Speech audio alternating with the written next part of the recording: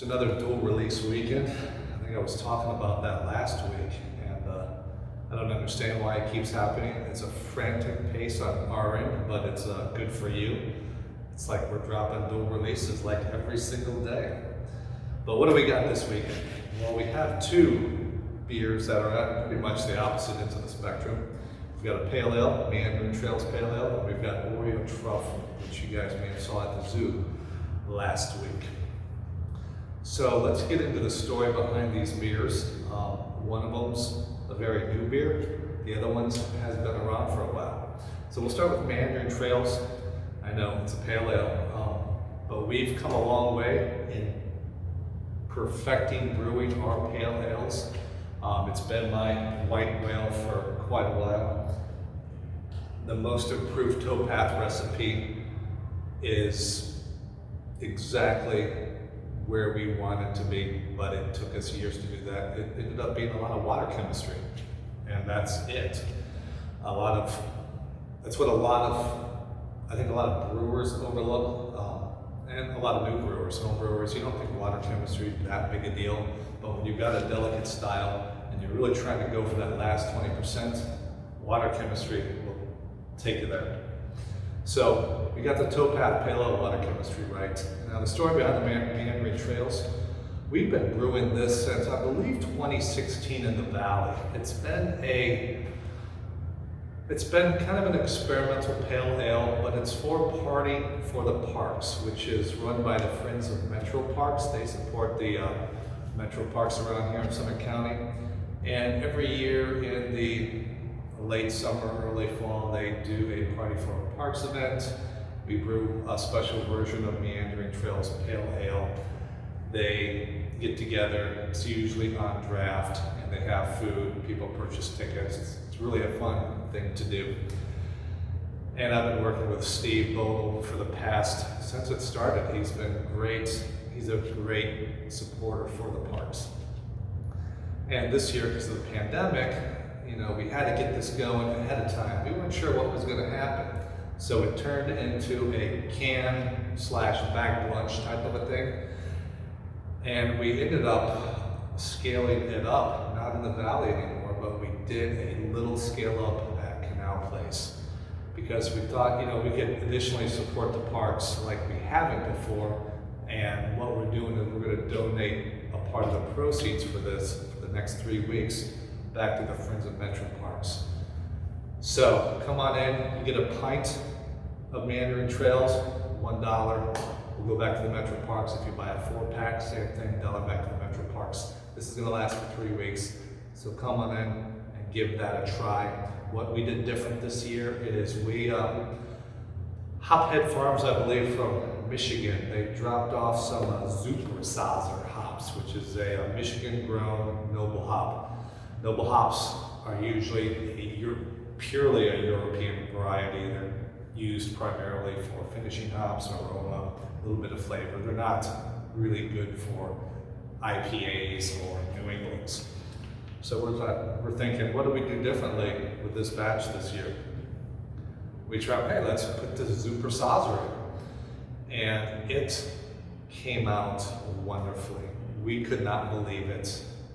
It almost tastes like a lager. It's that smooth. The hop character is sharp at the end, not sharp bitter, but it's just nice at the end. It could have eclipsed our towpath recipe. This may be the new towpath recipe as we keep experimenting with this beer for the parks during the coming years. Let's give that a try. Go from light to dark.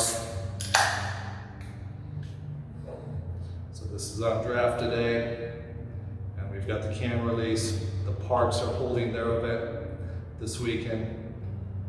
So if you go to the parks event and you like it, come back here. You can additionally support the Metro Parks through the Friends of Metro Parks. It's so reminiscent of Sierra Nevada, the white whale that I've been chasing, which I thought I got, but this one's a little bit better.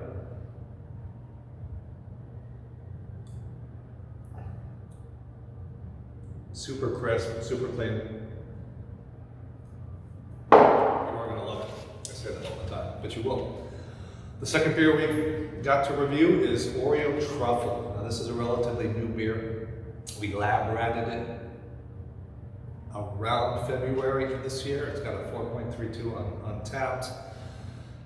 And we brought 5 gallons to the last brew at the Akron Zoo a week ago. And we were at the very top of the hill in the back. We were one of the farthest breweries. So this started selling out really quick. This keg blew in about probably an hour. So I felt really bad when people were coming around for the second rounds, or people that started at the front of the park and slowly worked themselves back, and they finally came up out of breath like, Oreo Truffle, do you still have it on draft? And we're like, no, we don't, but it's going to be released at Canal Place this weekend. So hopefully we see a lot of you there. It was a lot of fun talking with everybody. Let's check that out. There's really not much more to say, though. Do notice that on the can it says there's a little Roman numeral 1. And what we're going to do, this is the milk stout version at 6.5%. So you guys know we have a lot of base stouts that we like to play with. We have the milk stout version at 6%. We've got the carbon black version at 1/4. We've got we call it a DME version at 12%, and then we've been able to hit 16% for like a super DME version. So we most likely will be coming out with versions 2, 3, and 4 of this. Not necessarily this year, but in the future, because Oreo Truffle, the flavor combination is so awesome for stouts. So you get that Oreo cookie on the smell.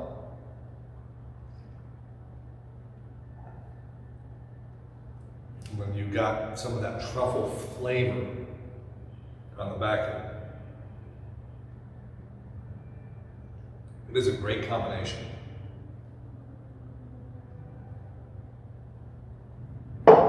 6.5%.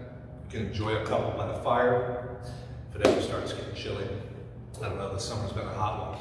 So there you go. We have 2 great beers being released this weekend, and we hope to see you at Canal Place.